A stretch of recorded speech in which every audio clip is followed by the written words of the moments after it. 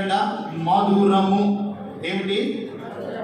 మధురం మధురం నా ప్రియ యేసుని చరితం మధురం శాశ్వతం శాశ్వతం నా ప్రభు కృపయే నిరంతరం.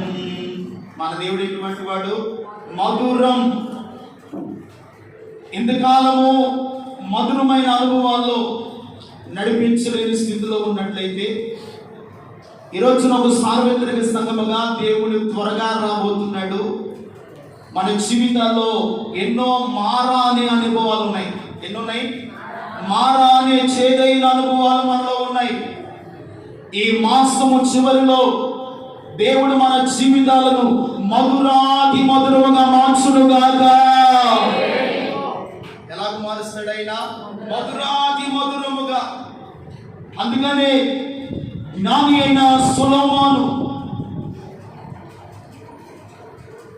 తన ప్రియురాల గురించి, ప్రియుడైన యేసయ్య గురించి మాట్లాడుతూ అంటాడు, పరమగీతముల గ్రంథములో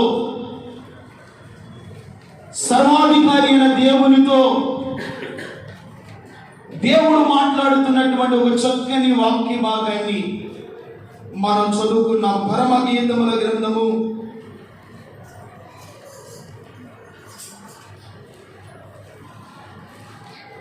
2వ అధ్యాయము 14వ వాక్యాన్ని చదువుకున్నాం. పండ సందులలో ఎగురు నా పావురమా, పేట పీటులను ఆశ్రయించు నా పావురమా, నీ స్వరము మధురము, నీ ముఖము మనోహరము, నీ ముఖము నాకు కనబడనిమ్ము, నీ స్వరము నాకు వినబడనిమ్ము. చిన్న ప్రార్థన. పరిశుద్ధమైన దేవా, చదివిన వాక్య భాగాన్ని దీవించి మాతో మీరు మాట్లాడండి. ఇంతకాలము ఎన్నో చేదైన అనుభవాలతో మీరు నడిపించుకుంటూ వచ్చాం. ఈ సంవత్సరపు ఈ చివరి మాసములో ఆ జీవితాల్లో మధురాతి మధురము కలిగిన ఆధ్యాత్మికమైన అనుభవాలతో మమ్మల్ని నడిపించండి. చదివిన వాక్య భాగముల నుండి నీ బిడ్డలతో మీరు మాట్లాడి మహిమ పొందండి. నిలబడిన సేవకుడుగా నేను ఒట్టివాడను, బలహీనుడను, మీ ఆత్మతో నింపి వాడుకున్నామని యేసు నామమున ప్రార్థన చేస్తున్నాము తండ్రి. ఆమేన్. హల్లెలూయా. సంతోషంగా ఉన్నారందరూ చప్పట్లు కొడుతూ ప్రభు నామానికి మహిమ చేయండి. హల్లెలూయా. ఇక చాలా జాగ్రత్తగా దేవుని వాక్యం విన్నాం. జ్ఞాని అయిన సొలొమోను ఈ పరమగీతముల పుస్తకములో ఎక్కువగా మనకు కనబడేది ఏమిటంటే ప్రియుడు, ప్రియురాలు. ఏం కనబడుతున్నాయి? ప్రియుడు, ప్రియురాలు. సోలమితి అంటుంది, నా ప్రియుడు ధవళవర్ణుడు, నా ప్రియుడు రత్నవర్ణుడు, 10,000లో ఆయన ఎట్లయినను గుర్తింపదగిన దేవుడు. ఆయనంటాడు తన ప్రియురాలైన సోలామితితో, నా ప్రియురాలా, నా ప్రాణేశ్వరి, లోయలో పుట్టిన వల్లి పద్మం వంటిదానా అని దేవుడు మరి ప్రియురాలైనటువంటి సోలామతి గురించి, ప్రియుడైన యేసుక్రీస్తు ప్రభువుగా వారి యొక్క సంభాషణ ఈ పరమగీతముల పుస్తకములో మనము ఎన్నో సందర్భాల్లో ప్రియుడు, ప్రియురాలు. ప్రియురాలు అనగా దేవుని సంఘమైనటువంటి మనమే. దేవునికి స్తోత్రం కలుగునుగా. ఇక్కడ మనం చదువుకున్నటువంటి వాక్య భాగం అంటాడు, బండ సందులలో ఎగురు నా పావురమా, పీట పీటులను ఆశ్రయించు నా పావురమా, నీ స్వరము మధురము. ఆమేన్. ఆయన స్వరం ఎలాంటిదంట? మధురము. నీ ముఖము నాకు కనబడనిము, నీ స్వరము నాకు వినబడనిము. ఆయన ముఖమును కనబడినట్లుగా, ఆయన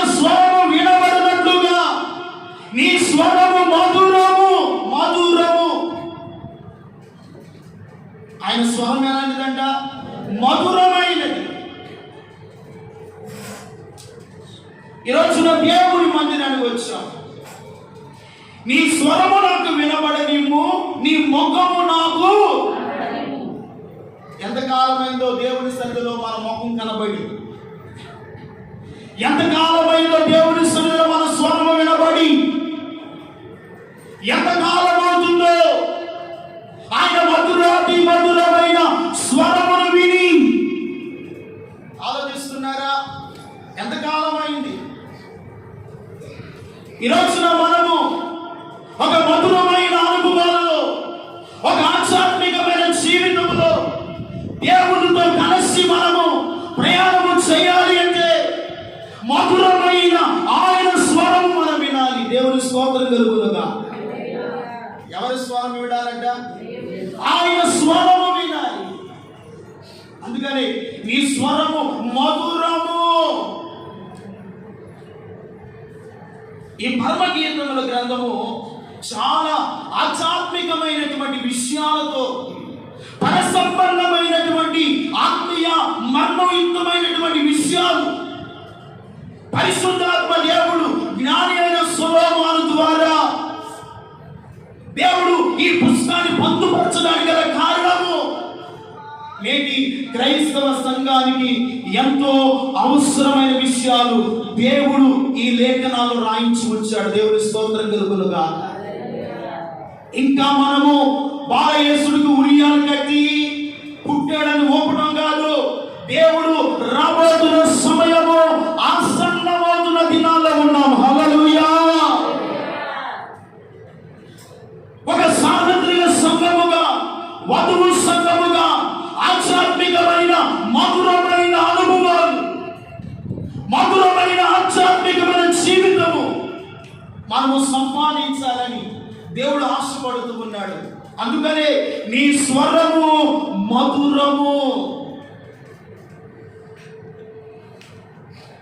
ప్రియుడైన యేసయ్య ప్రియురాలి అయిన తన సంఘముతో మాట్లాడుతున్నాడు. నీ స్వరము నాకు కనబడనిమ్ము, నీ స్వరము నాకు వినబడనిమ్ము.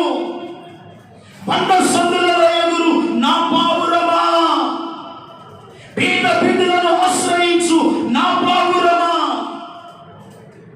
నీ స్వరము మధురము మధురము. అందుకనే దైవజనుడు ఒక పాట రాశాడండి. ప్రియుడా నిన్ను చూడాలని, ప్రియ నీ వలనే మారాలని, ప్రియుడా నిన్ను చూడాలని, ప్రియ నీ వలనే మారాలని, ప్రియతమా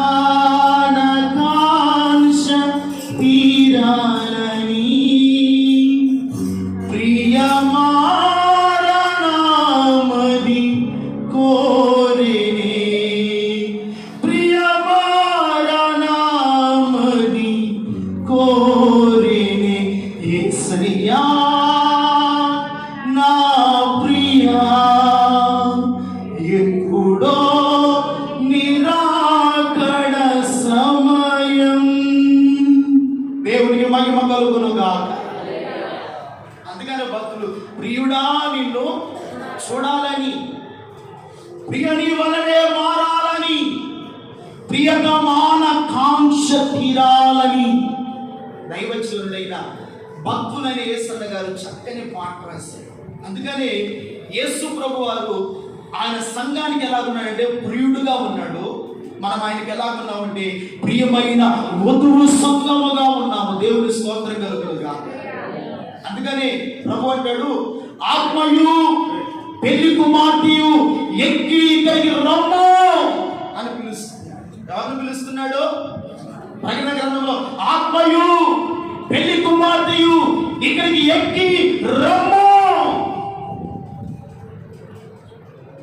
ఎందుకు ఎక్కి రమ్మంటున్నాడంటే ఆయన స్వరము, ఆయన ముఖమును ఆయన మనకు చూపించాలని ప్రభు ఆశపడుతున్నాడు. దేవుని బిడ్డలారా, ఒకవేళ ఇంతకాలము దేవుని మందిరానికి వస్తూ దేవునితో సహవాసము చేస్తూ ఒకవేళ నీ జీవితంలో ఒక చేదైన అనుభవం, ఒక చేదైన పాపము, దేవునికి ఆయస్కరమైనది ఏది మన జీవితాల్లో ఉన్నదో దాన్ని సరి చేసుకొని ఈ సంవత్సరానికి చివరి మాసములోనైనా ఒక మధురమైన ఆధ్యాత్మికమైన జీవితం, ఒక మధురమైన పరిశుద్ధమైన జీవితము దేవుని కొరకు వధువు సంఘములో మనం సిద్ధపరిచి ఆయన రాకడలో దేవునితో కలిసి, అందుకని అన్నాడు ఆత్మయు పెళ్లి కుమార్తెయు సిద్ధపడుతుంటే ఇక్కడికి ఎక్కి రమ్ము అని ఆత్మదేవుడు మనల్ని పిలుస్తాడంట. దేవుని స్తోత్రం కలుగునుగాక. అందుకనే ప్రకటన గ్రంథంలో ఒక చక్కని మాట రాయబడింది. 21వ అధ్యాయము 2వ వాక్యాన్ని చదువుకుంటే, మరియు నేను నూతనమైన యెరూషలేము అను ఆ పరిశుద్ధ పట్టణమును తన భర్త కొరకు అలంకరింపబడిన పెళ్లి కుమార్తె వలె సిద్ధపడిన రీతిగా పరలోకమందున్న దేవుని యొద్ద నుండి దిగి వచ్చుట నేను చూచితిని. అప్పుడు ఇదిగో దేవుని నివాసము మనుషులతో కూడా ఉన్నది. హల్లెలూయా. ఎవరి నివాసము? దేవుని నివాసము మనుషులతో కూడా ఉన్నది. పెళ్లి కుమార్తె అయిన వధువు సంఘము తన భర్త కొరకు అలంకరింపబడిన రీతిగా ఈ రోజున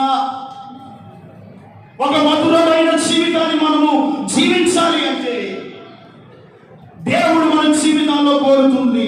ఒక ఆత్మ సంబంధమైన అలంకరణ దేవుడు కోరుతున్నాడు. భౌతిక సంబంధమైన మనుషులు, భౌతిక సంబంధమైన ప్రియుడు భౌతికమైన అలంకరణ కోరుతాడు. మన ప్రియుడు ఎలాంటి వాడంటే ఆత్మ సంబంధి అయిన వాడు. హల్లెలూయా. ఎవరంటే మన ప్రియుడు ఆత్మ సంబంధి అయిన వాడు. ఆయన సన్నిధిలో ఎలాగూ జీవించాలో, ఆయన సన్నిధిలో ఎలాగూ మనకు పరిశుద్ధత కలిగి ఉండాలో, ఎలాగూ నీతి కలిగి జీవించాలో దేవుడు అనేకమైన విషయాలు మనకు నేర్పిస్తూ ఉంటాడు. దేవుని నివాసము మనుషులతో కూడా ఉన్నది. ఎందుకండి ఆకాశమందు మహిమగలిగిన ఉన్నత లోకమందున్నటువంటి దేవుడు తండ్రితో ఉండుట విడిచిపెట్టుకొని వాక్యమని ఎంచుకొనగా దాసుని స్వరూపము ధరించి తను తాను రీతిగా చేసుకొని ఆయన ఈ లోకానికి ఎందుకు వచ్చాడంటే నరులమైనటి మానవులమైనటి మనతో ఆయన నివాసము చేయాలని. హల్లెలూయా. ఎవరితో నివాసం చేయాలని? మనుషులతో నివాసం, మనతో కలిసి ఉండాలని. ఆ తర్వాత మాట చదవమ్మా. ఆయన వారితో కాపురమును, ఆయన వారితో కాపురమును, వారు ఆయన ప్రజల యందురు. దేవుడు వారికి తానే దేవుడై ఉండి వారికి తోడై ఉండును. హల్లెలూయా. ఈ మాసములో దేవుడు తానే వారికి దేవుడై ఉండి వారికి తోడై ఉండును. హల్లెలూయా. దేవుడి మాసమంతా మన కుటుంబాలకు తోడై ఉండును గాక, మన బిడ్డలకు తోడై ఉండును గాక. చదువు తర్వాత మాట. వారి కన్నుల ప్రతి బాష్ప బిందును తుడిచివేయును. మరణమికై ఉండదు, దుఃఖమైనను ఏర్పైనను వేదనైనను ఇక ఉండదు. ఇదిగో మొదటి సంగతులు గతించిపోయినని సింహాసనం నుండి వచ్చిన గొప్ప స్వరము చెప్పుట నేను వీటిని చప్పడవద్దు. దేవుడికి మహిమ కలుగునుగాక. ఈ రోజున ఈ మాసంలో దేవుని నివాసం ఎవరితో ఉంది? మనతో కూడా ఉంది. మరణమైనను దుఃఖమైనను వేదనైనను ఇక ఉండదు. మీ ప్రతి కన్నీటి బాష్ప బిందును ఇంతకాలము కన్నీరు కాలుస్తూ వచ్చారు, ఇంతకాలము వేదన పడుతూ వచ్చారు, ఇంతకాలము శ్రమలో నలిగిపోతూ వచ్చారు, ఇంతవరకు రోగంతో కుమిలిపోతూ వచ్చారు. నీ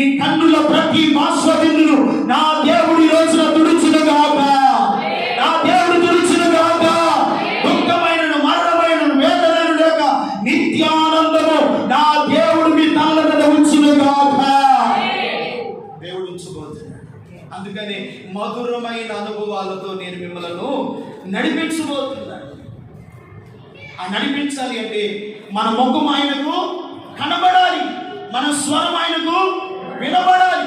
ముఖము కనబడాలంటే ఆయన సన్నిధిలోనికి వచ్చి మన ముఖమును దేవుడికి ప్రజ్వలింపచేయనట్లుగా ఆయన ముఖాన్ని మనం చూసేటట్టుగా, ఏ దేవుడు మన ముఖమును చూసేటట్టుగా మనం ఆయన సన్నిధిలో మన ముఖమును ఎవరు కనబరచాలి? దేవునికి. మన స్వరాన్ని ఎవరు వినిపించాలి? పాడే పాట ద్వారా అయినా, చేసే ప్రార్థన ద్వారా అయినా, ఆరాధన ద్వారా అయినా మన స్వరము ఆకాశమందలి పరమందు ఆశీర్వదించిన దేవుడు మన స్వరము వినుగాక. మన స్వరము వినాలి. ఆయన మధురమైన అనుభవాలను నడిపిస్తాడండి. అందుకనే పరమగీతముల గ్రంథంలో అంటాడు, మొదటి అధ్యాయం 2వ వచనం అంటాడు, నోటి ముద్దులతో అతడు నన్ను ముద్దు పెట్టుకొనును గాక, నీ ప్రేమ ద్రాక్షారసము కన్నా మధురము. చాలండి. ఆయన ప్రేమ ఎలాంటిదంట? ద్రాక్షారసము కన్నా మధురము. ఆయన ప్రేమ ఎంతదో మనము ఆయన ప్రేమించుమని కాదు, ఆయన మనల్ని ఏం చేశాడంట? ప్రేమించాడు. ఆయన ప్రేమించాడు కనుకనే నిస్సహాయ స్థితిలో ఉన్న నిన్ను పాపపు ఊపిలో పడి ఉన్న నిన్ను నన్ను వెతకి రక్షించి ఆయన తన ప్రేమను మనందరి ఎడల వెల్లడిపరిచాడు. హల్లెలూయా. అందుకని అంటాడు, నోటి ముద్దులతో అతడు నన్ను ముద్దు పెట్టుకో. జల్లు కాచుకొని దేవుడి మందిరానికి వచ్చి నిద్రపోతుంటే ఆయన నోటి ముద్దులతో ముద్దు పెట్టుకుంటాడా? ఎంత పరమాత్మ ఉందో చూడండి. అతను నోటి ముద్దులతో నన్ను ముద్దు పెట్టుకోను, నీ ప్రేమ ద్రాక్షారసము కన్నా. ఆయన ప్రేమ ఎలాంటిదంట? ద్రాక్షారసము కన్నా మధురం. మన భారతదేశ సాంప్రదాయ ప్రకారంగా మన ఇంటికి ఎవరైనా అతిథులు వచ్చారనుకోండి, ఇలాంటి వర్షాకాలంలో కానీ చలికాలంలో వస్తే కాస్త వారికి టీయో కాఫీయో ఇస్తారు. ఆనాటి యూదుల ఆచారం ఏమిటంటే, వారు ఇంటికి వచ్చిన అతిథులను ఎలా గౌరవిస్తారంటే ద్రాక్షారసం ఇస్తారు. అది మర్యాద, అది గౌరవంతో కూడింది కార్యం. అందుకని ఆయన ప్రేమంట ద్రాక్షారసము కన్నా మధురము, మధురము, మధురము. ఆయన ప్రేమ ద్రాక్షారసము కన్నా మధురం. ఈరోజు నా కుటుంబాల్లో ఈ మధురమైన ప్రేమలు, ఆప్యాయతలు, అనుబంధాలు, అనురాగాలు ఎవరున్నాయండి? ఉన్నాయా కుటుంబాల్లో? అక్క చెల్లెల మధ్య, అన్నదమ్ముల మధ్య, భార్యాభర్తల మధ్య, ఇంకా అత్త కోడల మధ్య ఏమి? ఆయన ప్రేమ ద్రాక్షారసము కంటే మధురము. ఆయన ప్రేమించినట్లుగా ఎందుకు మనం ప్రేమించలేకపోతున్నాం? ఎందుకు ప్రేమను దేవుని సన్నిధిలో కనపరచలేకపోతున్నాం? కొంతమంది మనకు నచ్చి మెచ్చిన వారిని ప్రేమిస్తారు, కానీ శత్రువును ప్రేమించలే, శత్రువుని కొరకు ప్రార్థన చేయలేం. ఎలాగూ మన ఆధ్యాత్మికమైన జీవితం మధురముగా మార్చబడుతుంది. ఆయన ప్రేమంట ద్రాక్షారసము కన్నా మధురము. ఇంకా రాయబడిన మాటలు చూస్తే పరమగీతముల గ్రంథం 4వ అధ్యాయం 10వ వాక్యాన్ని చదువుకుంటే, అమ్మ 4వ అధ్యాయము 10వ వచనం, సహోదరి ప్రాణేశ్వరి నీ ప్రేమ ఎంత మధురము, ద్రాక్షారసము కన్నా నీ ప్రేమ ఎంతో సంతోషకరము. నీవు పూసుకొనిన పరిమళ తైలముల వాసన సకల గంధ వర్గముల కంటే సంతోషకరము. హల్లెలూయా. నీవు పూసుకున్న పరిమళ తైలము సకల విధములైన గంధ వర్గముల కంటే సంతోషము. ఈరోజు నా కుటుంబాల్లో ఏమి లేదు? సంతోషము, సమాధానము, శాంతి, నెమ్మది ఏ కుటుంబంలో ఏడుందండి? ఏ కుటుంబాన్ని చూసినా ఏదో ఒక గొడవ, ఏదో ఒక సమస్యలు, ఏదో ఒక అప్పులు ఊపులు, అనేక మానసికమైన బలహీనతలతో. సహోదరి ప్రాణేశ్వరి, నీ నీ నీ ప్రేమ ద్రాక్షారసము కంటే మధురము. యేసయ్యను మనం అంతగా ఆయన ప్రేమించాలి. ఆయన మనల్ని అంతగా ప్రేమిస్తున్నాం. యేసయ్యను ప్రేమించేవారు యేసయ్య అన్ని విషయాల్లో ప్రథమ స్థానం ఇస్తారు. యేసయ్యను ప్రేమించేవారు యేసయ్య కొరకు జీవిస్తారు. యేసయ్య కొరకు వారి సమయమైన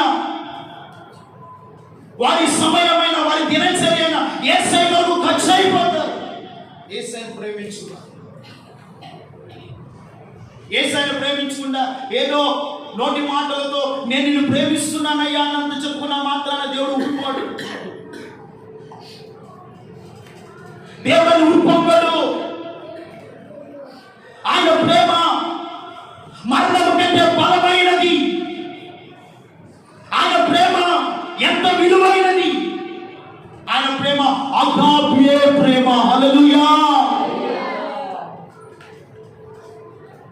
ఆయన ప్రేమ ఎంత శ్రేష్టమైనదో బైబిల్ గ్రంథంలో మనం చూడగలుగుతాం. ఇంతకాలము ఈ సంవత్సరంలో ప్రేమ ఆప్యాయత లేకుండా నీ ఆత్మీయత నడిపించుకుని వచ్చేమో. ఈ సంవత్సరానికి చివరి మాసంలోని సంఘములను మనమందరము ఒకరినొకరు ప్రేమ, ఐక్యత, సమాధానం కలిగి దేవుని రాకడ వరకు మధురమైన అనుభవాల్లో ప్రయాణం చేయడము గాక. ప్రయాణం చేయాలి. అప్పుడే మన జీవితాల్లో దేవుడు మనల్ని బట్టి సంతోషపడగలుగుతాడు. మనల్ని బట్టి ఆయన ఆనందించగలుగుతాడు. మన కోరికలు, మన ఆశలు, మనకు జీవితంలో జరగవలసిన గొప్ప కార్యాలు దేవుడు జరిగించాలి అంటే ఆయన చెప్పిన వాక్య ప్రకారంగా మనము జీవించినప్పుడే ఆయన ప్రేమట ద్రాక్షారసము కన్నా కూడా మధురం.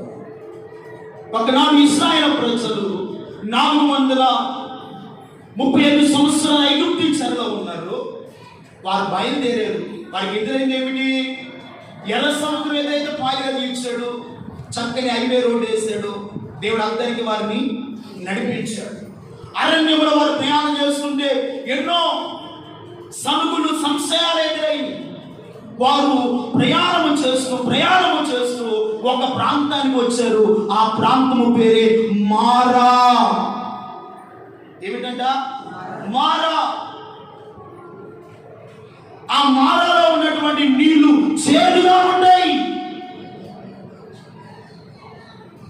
మోసే, ఐగుప్తులో నుండి మమ్మల్ని ఇక్కడ చంపడానికి తీసుకొని వచ్చావా?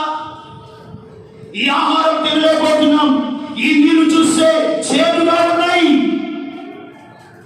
మళ్ళా మేము ఐగుప్తుకి వెళ్ళిపోతాం అని మోసే మీద సనుగులు, సంశయాలు ఎన్నో ఇశ్రాయేలు ప్రజలు మాట్లాడుకుంటే అక్కడంట మోసే యెహోవాకు మొరపెట్టాడంట. హల్లెలూయా. ఎవరికి మొరపెట్టాడంట? యెహోవాకు మొరపెట్టాడు. నిర్గమకాండ గ్రంథం 15వ అధ్యాయం 25వ వాక్యాన్ని చదువుతున్నా. నిర్గమకాండ గ్రంథం 15వ అధ్యాయం 25వ. అతడు యెహోవాకు మొరపెట్టెను. అంతటా యెహోవా అతనికి ఒక చెట్టును చూపెను. అది ఆ నీళ్లలో వేసిన తరువాత నీళ్లు మధురము ఆయన. చప్పలతో దేవునికి మహిమ కలుగును గాక. ఏమైందంట? యెహోవాకు మోసే ఏం చేశాడంట? మొరపెట్టాడు. అంతటా యెహోవా ఇదిగో ఒక చెట్టును చూపించాడు. ఏం చూపించాడండి? ఒక చెట్టును చూపించి ఆ చెట్టు కొమ్మను నరికి ఆ నీళ్ళలో వేయమన్నాడు. ఆ నీళ్ళల్లో నీళ్ళు ఎలాగున్నాయి అప్పటి వరకు? చేదైన నీళ్ళు. చేదైన నీళ్ళు తాగలుగుతావా? మా అత్తగారు వెళ్తే పచ్చగా ఉంటాయండి నీళ్ళు. అక్కడికి వెళ్ళాలంటే స్నానం చేయాలంటే నాకు భయం. అక్కడికి వెళ్ళి అక్కడ నలిపైపోతానేమో. ప్రియమైన చాలా పచ్చగా ఉంటాయి ఆ నీళ్ళు. అలాగే ఇశ్రాయేలు ప్రజలు మారా వచ్చినప్పుడు నీళ్ళు ఎలా ఉంటాయి అంటే ఇదిగో చేదైన నీళ్ళు ఉన్నాయి. అక్కడ యెహోవాకు మోషే మొర్రపెట్టగా దేవుడు ఒక చెట్టు కొమ్మను చూశాడు. ఆ కొమ్మను ఏం చేశాడంటే ఆ నీళ్ళల్లో వేయగా నీళ్లు మధురముగా మార్చబడ్డాయి. దేవుని స్తోత్రం కలుగును గాక. అప్పటి వరకు ఆ ఊరిలో ఉన్న నీళ్ళు ఎలాగున్నాయి? చేదైన నీళ్లు. ఒకవేళ ఇంతకాలము దేవుని వెంబడిస్తూ ఉన్నావు, ఇంతకాలము దేవునితో నడుస్తూ ఉన్నావు, ఏది మారాను వాళ్ళు నీలో ఉన్నాయి, ఏ చేదైన పాపము నీలో ఉంది, ఏ చేదైన అవిధేయత నీలో ఉంది. ఈ రోజున ఈ సంవత్సరం చివరిలో దేవుడు నీతో నాతో ఈ స్థలంలో కూర్చున్న మనందరితో మాట్లాడుతున్నాడు. చేదైన అనుభవాలతో నూతన సంవత్సరంలో ప్రవేశించడం దేవుని ఉద్దేశము కాదు. నీ జీవితంలో చేదైన అనుభవాలని ఈ సంవత్సరంలోనే నీవు పాతిపెట్టి ఒక మధురమైన అనుభవాలతో, ఒక మధురమైన ఆత్మీయతతో ఇదిగో రాబోయే దినాలలోనికి నీవు, నీ కుటుంబము, నీ బిడ్డలు సుఖ సంతోషాలతో, సమాధానముతో, ఆశీర్వాదకరంగా మీరు నడిపించబడాలి అంటే ఏ చేదైన వేరు మీలో ఉందో వాటిని ఈ రోజున మనమందరము తొలగించుకుంటున్నాము కాక.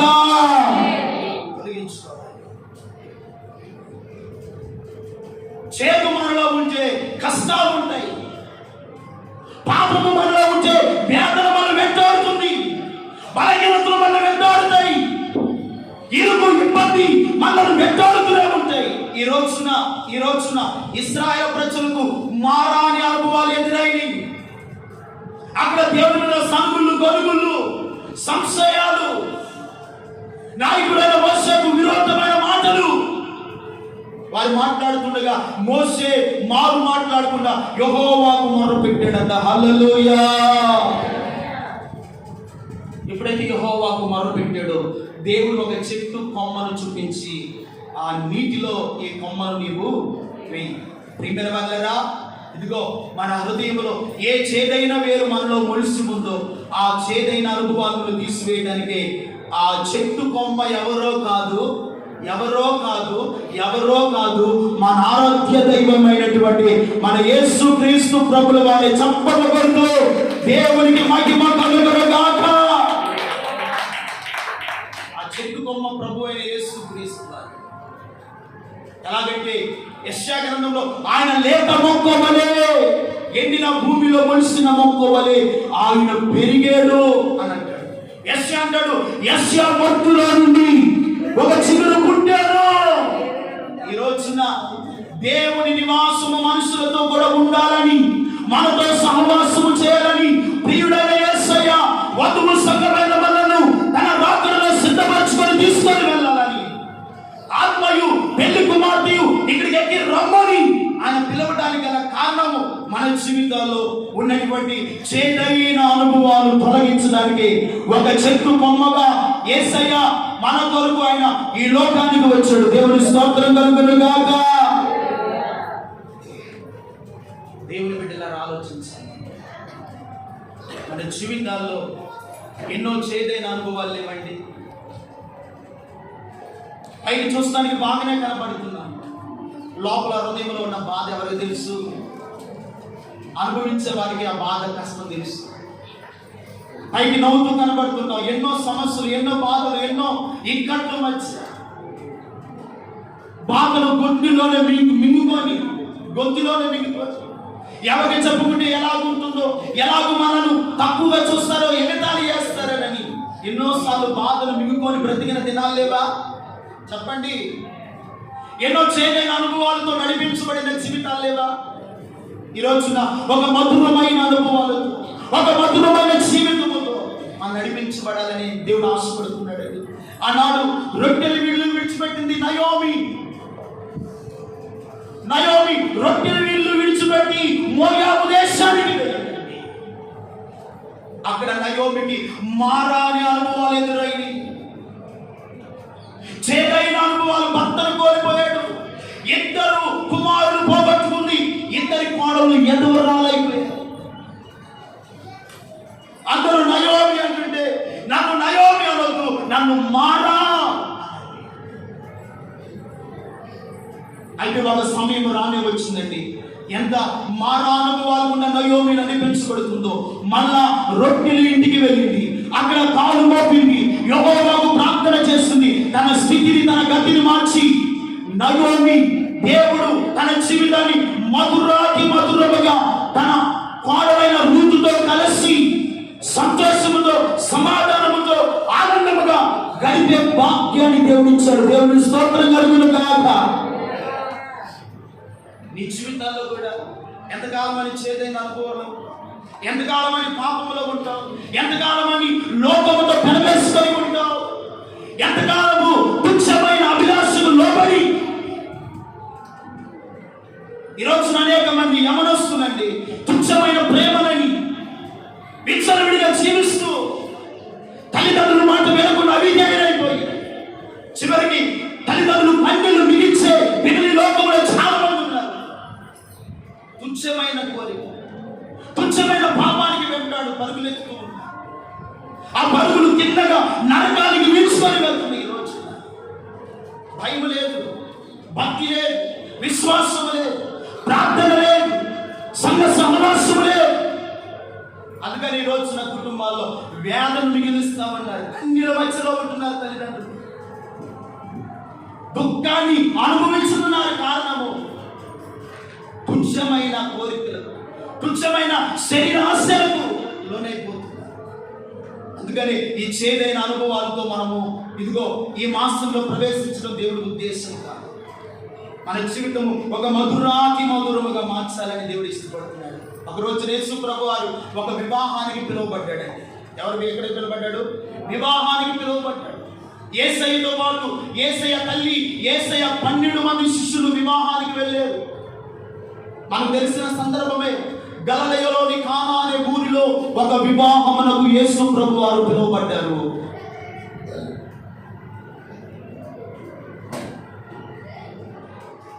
అక్కడ మనకు తెలిసిన సందర్భం ఏమిటంటే, ఆ వివాహంలో పెళ్లి కాలేదు, పెళ్లిపీటల మీద వధువు వరుడు కూర్చొని ఉన్నారు. అక్కడికి వచ్చిన వాటిని అతిథులకు ఏమిస్తున్నారంటే ద్రాక్షారసము ఇస్తామన్నారు. ఏమిస్తున్నారండి? ద్రాక్షారసము. యూదుల శుద్ధీకరణ ఆచార ప్రకారము అక్కడ 2-3 తూములు పట్టు 6 రాతి మానలు ఉన్నాయి. ఎన్ని రాతి మానలు? 6 అనే సంఖ్య మానవుని సూచిస్తామండి. 6 రాతి మానవులు. యేసు ప్రభు వారి తల్లి వచ్చింది, అయ్యా ఈ వివాహం నవ్వులు పాలయ్యేటట్టు ఉంది. ప్రజలు విస్తారంగా వచ్చారు. యేసు ప్రభు వారు వచ్చారంటే ఇంకా జనం వచ్చారండి. ఎందుకంటే యేసయ్య దగ్గర అద్భుతాలు, ఆశ్చర్య కార్యాల కొరకు వచ్చారు. ఆ వివాహంలో ద్రాక్షారసం అయిపోయింది. వచ్చిన అతిథులకు ద్రాక్షారసం ఇవ్వాలి. వెంటనే యేసు ప్రభు వారు వచ్చి, అయ్యా ఈ వివాహం ఆగిపోయేటట్టు ఉంది. అందరూ రకరకాలుగా మాట్లాడుకుంటున్నారు. ఇదిగో ఈ ద్రాక్షారసాన్ని ఏ రీతిగా అద్భుతాన్ని చేయొచ్చు కదంటే, యేసు ప్రభు నా సమయం ఇంకను రాలేదు. అయితే యేసు ప్రభు వారి తల్లికి ఒక విశ్వాసం ఉంది. అక్కడున్న పరిచారకులను పిలిచి, అయ్యా మీకు కావలసినంత జీతము నేను ఇస్తాను, ఆయన మీతో ఏదైతే చెప్తాడో దానిని మీరు చేయండి. ఆయన మీకు ఏదైతే చెప్తాడో అది చేయమన్నాడు. ప్రియమైన వాళ్ళారా, యేసు ప్రభు వారి సమయం రాని వచ్చింది. పరిచారకులు ఎప్పుడు ఆయన పిలుస్తాడా, ఎప్పుడు ఏ పని చెప్తాడని ఎదురు చూస్తూ ఉన్నారు. ఆయన పిలవనే పిలిచాడు. ఇదిగో ఆ రాతి బాణలన్నీ కూడా ఖాళీ అయిపోయింది. ఏమైపోయింది? ఖాళీ అయిపోయి. ఈ రోజున 6 అనే సంఖ్య మానవ హృదయానికి సాదృశ్యం ఉంది కదా. అనేక రాతి బాణలైన హృదయాలు ఏమైపోయినాయి? ఖాళీగా ఉన్నాయి. వాక్యం లేదు, ప్రార్థన లేదు, విశ్వాసం లేదు, భక్తి లేదు. హృదయం ఖాళీలో ఉంటాం. ఖాళీలో ఉంటే ఇంకొకడు వచ్చి కూర్చుంటాడంట. ఒకడు ఇల్లు పొడిచి ఆ ఇల్లు ఖాళీగా ఉంటే ఎవరు వస్తాడంట? దుష్టుడు వస్తాడు, అపవాది వస్తాడు. అందుకని నీ హృదయాన్ని ఖాళీగా ఉంచకూడదు. దాన్ని ఏ రోజు ఆ రోజు వాక్యముతో నింపుకోవాలి, ప్రార్థనతో నింపుకోవాలి, పరిశుద్ధతతో నింపుకోవాలి, నీతితో నింపుకోవాలి, ఆత్మ సంబంధమైన వరములతో నింపబడాలి. అందుకని హృదయాన్ని నింపుకో. దేవుని బిడ్డలారా ఆలోచించండి. ఈ యేసు ప్రభువు అంటాడు, ఇదిగో యూదుల శుద్ధీకరణ ప్రకారము 2-3 తూములు పట్టు 6 రాళ్ళు ఉంటాయి. వెంకటేశ్వర ప్రభు అంటాడు, వాటిని మీరు శుద్ధి చేయండి. ఏం చేయమన్నాడు? అంత కల్ముషమైపోయింది, పాడైపోయింది ద్రాక్షారసం అంతా కూడా. వాటిని ఏం చేయమన్నాడు? ముట్టును శుద్ధి చేయండి. ఈ రోజున నీ హృదయము మార్చబడాలి అంటే, ఒక పరిశుద్ధమైన జీవితం, ఒక మధురమైన జీవితాన్ని జీవించాలంటే వాక్యము చేత దేవుడు మనల్ని శుద్ధి చేస్తూ ఉంటాడు. హల్లెలూయా. వాక్యము అనే అనుభవం చేత దేవుడు మనల్ని కడిగి పరిశుద్ధపరిచి ఆయన కోరుకున్న రూపం వచ్చేంత వరకు వాక్యముతో దేవుడు మనల్ని సరిచేస్తూనే ఉంటాడు. హల్లెలూయా. ఆ బాణలను ఏం చేశారంట? శుద్ధి చేశారు. ఇదిగో ఆ బాణలు నిండా నీళ్ళతో నింపారండి. ఇప్పుడు యేసు ప్రభువు అంటాడు ఆ పని వారితో, ఇప్పుడు ఆ నీళ్లు ముంచుకొని వెళ్ళి విందు ప్రధాని ఎదుగు తీసుకెళ్ళి. వారు మాట్లాడుకుంటున్నారు, అరే ఇది చూస్తే నీళ్ళుగా ఉన్నాయి, విందు ప్రధాని దగ్గర తీసుకొని వెళ్ళమంటాడు. అయ్యో మనం ఆ నీళ్లు కానీ ద్రాక్షారసంగా మారబోతే మళ్ళీ మళ్ళా తింటారా, మనం నవ్వులు పాలైపోతామని ఒకరినప్పుడు ముందుకు వెళ్ళలేకపోతాం. ఏదేమైనప్పటికీ ఒకళ్ళు అప్పుడు ఒకడు అంటాడు, అక్కడ ఉన్నది హిందూ ప్రధానిలో ఒకడు మా బాబాయికి ఆ పని ఇస్తే ఆయనే పోస్తాడు, ఆయనే ఏదైనా మనుషులు ఏదైనా అంటే ఆయన అంటారని వెళ్ళి తీసుకెళ్ళి విందు ప్రధానికి ఇచ్చారు. ఆ విందు ప్రధాని వెళ్ళి ఇదిగో ద్రాక్షారసం అనే ఇచ్చారు. వాళ్ళు వాటర్ అని ఇవ్వలేదు, ద్రాక్షారసం అనే ఇచ్చారు. ఎప్పుడైతే ఆయన విందు ప్రధాని తాగేడో ప్రియమైన వాళ్ళరా, ద్రాక్షారసము మధురముగా మార్చబడింది. చప్పలు కొడుతూ దేవుడికి మహిమ కలుగును గాక. ఎలాగ మార్చబడిందంట? వెంటనే ఆ విందు ప్రధాని అంటున్నాడు పెళ్లి కుమారు దగ్గరికి ఇచ్చి, ఇదిగో ముందు ద్రాక్షారసము, మంచి ద్రాక్షారసం పోస్తారు, జనులందరూ మత్తులుగా ఉన్నప్పుడు జబ్బు రసం పోస్తారు, నువ్వు ఇది వరకే మంచి ద్రాక్షారసం ఉంచుకొని ఉన్నావు. హల్లెలూయా. మన యేసయ్య ప్రేమ ద్రాక్షారసము కన్నా మధురము.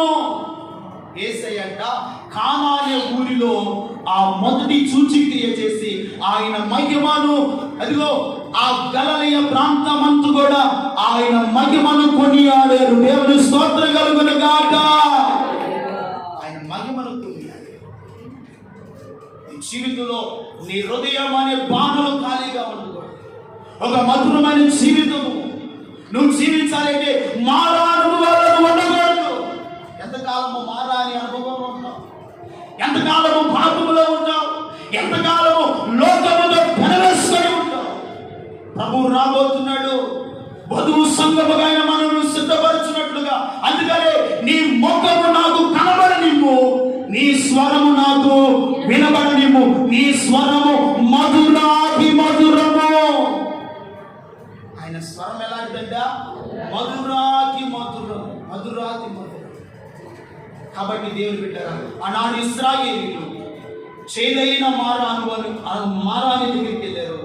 వారి జీవితాల్లో చేదెదురైన దేవుడు ఆశీర్వాదకరంగా మార్చినట్లుగా ఈ రోజున ఏ కష్టాలు, ఏ శ్రమలు, ఏ బాధలు, ఏ ఇరుకు, ఏ ఇబ్బంది, ఏ బలహీనత నిన్ను మారాని అనుభవంలో నిలిచి ఉంచిందో, ఈ రోజున అట్టి పరిస్థితుల నుండి మధురమైన అనుభవంలోనికి నా దేవుడు మీ కుటుంబాలను లేవనెత్తునుగాక.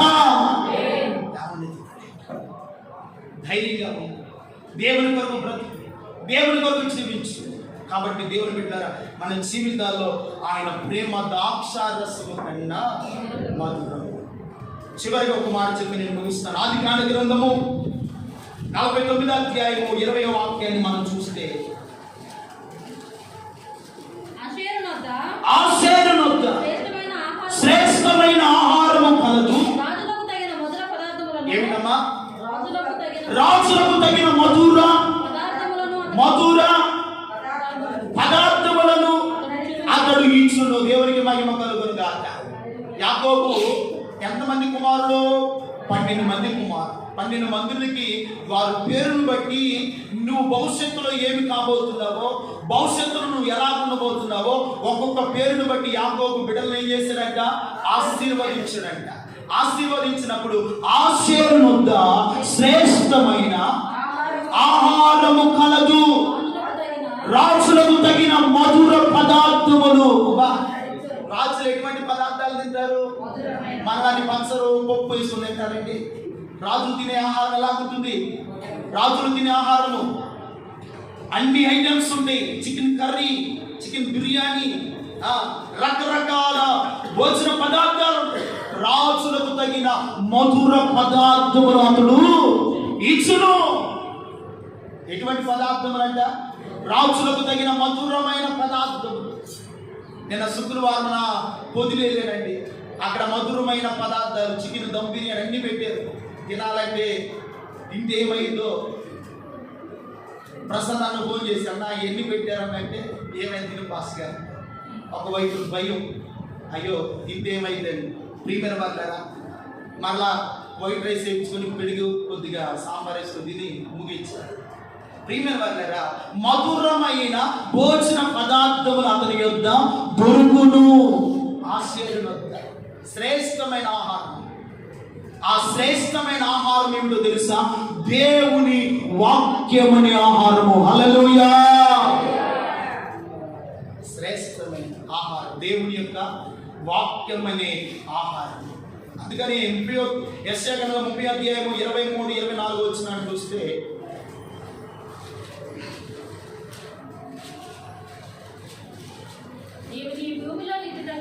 నీవు నీ భూమిలో విత్తుటకు నీ గింజలకు కావలసిన వాన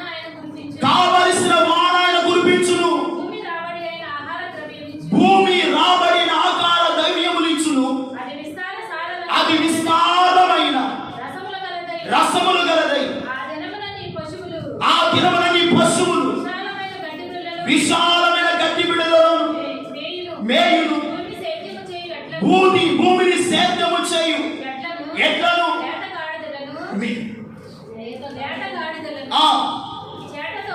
చేటతోను జల్లెడతోను చెరిగి జల్లించి, ఇదిగో ఉప్పుతో కలిపిన మేత మేయును. హల్లెలూయా! ఉప్పుతో కలిపిన మేత మేయును. దేవుని వాక్యము ఉప్పుతో సాదృశ్యం. హల్లెలూయా! నీ మాటలు ఉప్పు వేసినట్లుగా కృపా సహితముగా ఉండవలెను. అతని యొద్దంట శ్రేష్టమైన ఆహారము. ఇలాగేమిటంట? ఉప్పు కలిపిన ఆహారము. ఉప్పు లేకపోతే అన్నం దిగిద్దండి? దిగిద్దా? మనకి ఉప్పు లేకుండా అన్నం దిగిద్దా? ఇప్పుడు డాక్టర్లు అంటున్నాడు, పలానా వ్యాధి అని వెళ్ళాం అనుకోండి, డాక్టర్ అంటున్నాడు, ఇక నువ్వు ఉప్పు తినకూడదు, కారం తినకూడదు. ఇంకా ఏమంటాడు? ఉప్పు కానీ కారం కానీ తింటే బీపీ పెరిగిద్ది. అవునా కాదండి? అందుకని ఉప్పు కలిపిన మేత అతని యొద్ద దొరుకును. అందుకని ప్రతి ఆదివారమున ఉప్పు కలిపిన మేతను దేవుడు మనకు వడ్డించునుగాక. ఆత్మ సంబంధమైన మేతతో మీరు పెంచబడుదురుగాక. రాజులకు తగిన మధుర పదార్థములు అతను ఆశీర్వాద దొరికినట్లుగా దేవుని సన్నిధికి వస్తే మధురమైన పదార్థములతో కూడిన, ఇదిగో మనం తినే ఆహారం అరగకపోవచ్చు, రొప్పును ఇదిగో ఆయాసం రొప్పు దడ రావచ్చు. ఇదిగో మధురమైన వాక్యాన్ని నువ్వు ఎంతగా తింటావో, మధురమైన వాక్యం ఎంతగా నువ్వు తీస్తావో, అంత శక్తిని అంత బలమును నా తండ్రి మీకు అనుగ్రహించునుగాక. ఆయన అనుగ్రహిస్తాడు. కాబట్టి దేవుని బిడ్డలారా మన జీవితాల్లో ఆశీర్వాద మధురమైన ఆహారము, ఉప్పు కలిపిన ఆహారం. నాలుక దేని కోరుతుంది? రుచిని కోరుతుంది. రుచి ఏం కోరుతుందండి? రుచి. కాస్త చప్పగా ఉంటే ఉప్పు లేదే అంటారు. ఆ ఉప్పు ఈ రోజున సర్వ రోగాలకు కారణమైంది. కాబట్టి దేవుని బిడ్డలారా మన జీవితాల్లో దేవుని వాక్యాన్ని వింటూ మధురమైన అనుభవాలతో, ఆత్మ సంబంధమైన అనుభవాలతో మనం నడిపించబడాలంటే మన ముఖము ఆయనకు కనబడాలి, మన స్వరం ఆయనకు వినబడాలి. ఆయన స్వరము మధురాతి మధురము. ఆయన ప్రేమ ద్రాక్షారసము కన్నా మధురము, శ్రేష్టమైనది. ఏ రీతిగా మారా అనుభవాలు మధురముగా మార్చాడు. చేదైన వేరు దేవుడు తీసివేశాడు, ఒక ఆశీర్వాదాన్ని మనకు అనుగ్రహించాడు. ఈ రోజు నుండి ఒక మధురమైన జీవితాన్ని జీవించడానికి మనము సిద్ధపడుదుముగాక. దేవుని మహిమగల రాకడ కొరకు వధువు సంగముగా ఆయన కోరుకున్న రీతిలో, ఆయన ఇష్టపడిన రీతిలో ఒక మధురమైన ఆధ్యాత్మికమైన ఎదుగుదల దేవుడు మన సంఘానికి దయచేయను గాక, మన కుటుంబాలకు దయచేయను గాక. ఈ పండుగ దినాల్లో దేవుడు మన కుటుంబాలకు దేవుడు మొదట్లో చెప్పుకున్నాం, ఆయన తోడయుండునుగాక. మరణము, దుఃఖము, వేదన, నిట్టూర్పు, ప్రతి కన్నీరు, ప్రతి బాష్పమును తొలగిపోవునుగా. నెమ్మదితో, సమాధానంతో ఈ మాసం అంతా మనం దేవుడు నడిపిస్తాడు. ధైర్యంగా ఉండాలి. ఆయన సన్నిధిలో విశ్వాసాన్ని విడిచిపెట్టదు, పరిశుద్ధతను కాపాడుతూ, నీతిని కోరుతూ, దేవుని సన్నిధిలో పరిశుద్ధమైనటువంటి ఒక మధురమైన జీవితాన్ని ప్రభుత్వంలో జీవిస్తూ ఉంటే దేవుడు త్వరగా రాబోతున్నాడు. ఆయన మహిమ కలిగిన రాకడలో. అందుకనే ఆత్మయు పెళ్లి కుమార్తె ఎక్కి ఎక్కడికి రమ్ము అంటాడు. ఎప్పుడైతే పెళ్లి కుమార్తెని ఎదుర్కొంటుందో యేసయ్య ఈ వధువు సంఘాన్ని తీసుకుని వెళ్ళి పరలోకమందున్న తండ్రి చేతిలో సంఘాన్ని పెట్టబోతున్నాడు. హల్లెలూయా. ఆయన చేతులను మనం వెళ్ళేంత వరకు మన పరిశుద్ధతను కాపాడు, నీతిని కాపాడు, యథార్థతను కాపాడు, దేవుని కొరకు వైరాగ్యం కలిగి బ్రతుకుతాం. అందుకే యేసయ్య పరమును విడిచి మన కొరకు ఈ లోకానికి వచ్చి తన విలువైన రక్తాన్ని, పరిశుద్ధమైన రక్తాన్ని, నిర్దోషమైన పావనమైన రక్తాన్ని యేసయ్య మన కొరకు ఆయన చిందించాడు. కాబట్టి దేవుని బిడ్డలారా, ఒక మధురమైన జీవితాన్ని నీ కొరకు జీవిస్తానయ్యా. ఎంతకాలము చేదైన వేరు, చేదైన పాపము నన్ను, నా కుటుంబాన్ని, నా బిడ్డలు వేధిస్తామయ్యా. నన్ను కాపాడి ఒక మధురమైన అనుభవాలతో నన్ను నడిపించాయని దేవుని సన్నిధిలో ప్రార్థన చేస్తున్నాం. దేవుని మహిమ కలిగిన రాకడ కొరకు మనమందరము సిద్ధపడదాం. అట్టి కృప పరిశుద్ధ ఆత్మ దేవుడు దయచేయునుగా. తలవంచండి.